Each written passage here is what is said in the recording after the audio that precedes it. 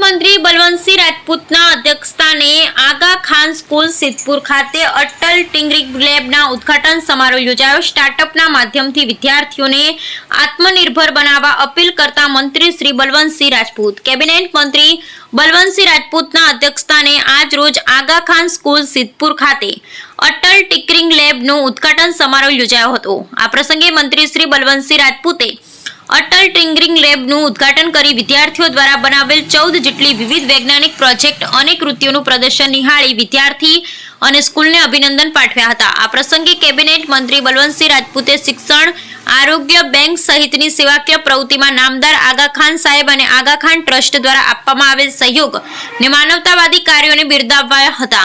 તેમણે કહ્યું કે સમગ્ર ભારતમાં આગા ખાન ટ્રસ્ટ દ્વારા સંચાલિત સ્કૂલમાં 90,000 કરતાં વધારે વિદ્યાર્થી અભ્યાસ કરે છે।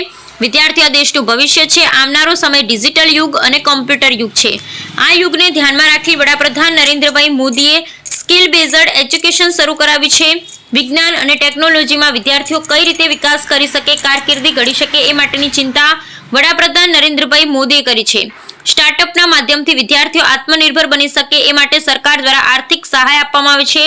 પ્રોજેક્ટ ડેવલપમેન્ટ કરવા અને પ્રોજેક્ટને આગળ લઈ જવો હોય તો 30 લાખ રૂપિયા સુધી ગુજરાત સરકાર સહાય આપે છે। કોઈ વિદ્યાર્થી નવું સ્ટાર્ટઅપ કરી બતાવે, નવી ટેકનોલોજી મૂકે તો તેને 20,000 રૂપિયા દર મહિને આપી શકાય। તેમજ આગામી 1.5 વર્ષ 2 વર્ષ સુધી તેને સહાય કરી શકાય એવી સ્કીમ પણ ગુજરાત સરકાર કામ કરી રહી છે। રિસર્ચ અને ડેવલપમેન્ટ પર આધારિત એજ્યુકેશન થકી વિદ્યાર્થીઓ વર્ષ 2047ના વિકસિત ભારતમાં પોતાનું યોગદાન આપી શકે એ પ્રકારની વ્યવસ્થાઓ કરવામાં આવી રહી છે। ત્યારે મંત્રીશ્રીએ વિદ્યાર્થીઓને સ્કિલ આધારિત શિક્ષણમાં રસ રુચિ દાખવી આગળ વધવા અપીલ કરી છે। આ પ્રસંગે સિદ્ધપુર નગરપાલિકા પ્રમુખ શ્રી અનિતાબેન પટેલ, એપીએમસીના ચેરમેન શ્રી વિષ્ણુભાઈ પટેલ, આગા ખાન સ્કૂલના chairman Shri Siraj Dastani, regional president Shri Salim Himani, local council president Shri Karim Makanujiya, doctor Rishid Jivani, principal Shri Chandan Sharma, મામલતદાર શ્રી રણાવાસિયા, સ્થાનિક આગેવાન શ્રી શંભુભાઈ દેસાઈ સહિત શિક્ષકશ્રીઓ, વાલીઓ અને વિદ્યાર્થીઓ મોટી સંખ્યામાં ઉપસ્થિત રહ્યા હતા।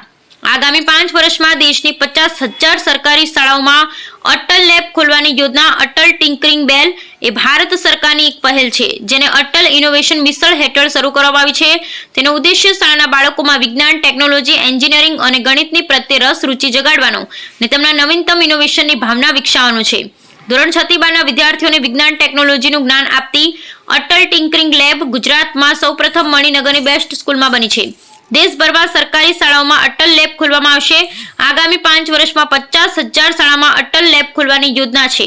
આ યોજનાનો ઉદ્દેશ્ય યુવા મનમાં જિજ્ઞાસા, સર્જનાત્મકતા અને કલ્પના શક્તિને પ્રોત્સાહન આપવાનું છે તેમજ વિદ્યાર્થીમાં ડિઝાઇન માનસિકતા, કોમ્પ્યુટેશનલ વિચારસરણી, અનુકૂલનશીલ શિક્ષણ, ભૌતિક કોમ્પ્યુટરિંગ વગેરે જેવા કૌશલ્ય કેળવવાનું છે। Bureau report Ramjibhai Raygur.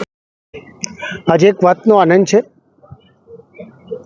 ગુજરાતમાં ખાસ કરીને સિદ્ધપુરમાં છેલ્લા 30 વર્ષથી નામદાર આગા ખાન સાહેબના અનુયાયીઓ બધા જ મળીને શિક્ષણને વેગ આપવા માટે 30 વર્ષથી અહીંયા આગળ એજ્યુકેશનની કામ કરી રહ્યા છે। આજનો જે પ્રોગ્રામ હતો એ આદરણીય પ્રધાનમંત્રી નરેન્દ્રભાઈ મોદી સાહેબ શિક્ષણ આગળ વધે, ટેકનોલોજી સાથે, ડિજિટલ સાથે જોડી શકાય અને સાયન્સમાં વિદ્યાર્થી આગળ વધે એ પ્રકારનું કામ આજે થાય એના માધ્યમથી ગુજરાત સરકાર, કેન્દ્ર સરકારે 2024થી 2028 સુધીમાં 2700 કરોડ રૂપિયાથી વધારે ફાળવણી કરી છે। દરેક સ્કૂલ હોય એની અંદર આ પ્રકારની અટલ લેબ માટેની માગણી થાય એમાં 10 લાખ રૂપિયા આપે છે અને આપ્યા પછી સ્ટેપ બાય સ્ટેપ બીજા 10 લાખ રૂપિયા આપવામાં આવે છે। એના માધ્યમથી અહીંના વિદ્યાર્થીઓ ખરેખર સાયન્સમાં 14થી વધારે પ્રોજેક્ટ આજે અમે પ્રત્યક્ષ રીતે નિહાળ્યા છે।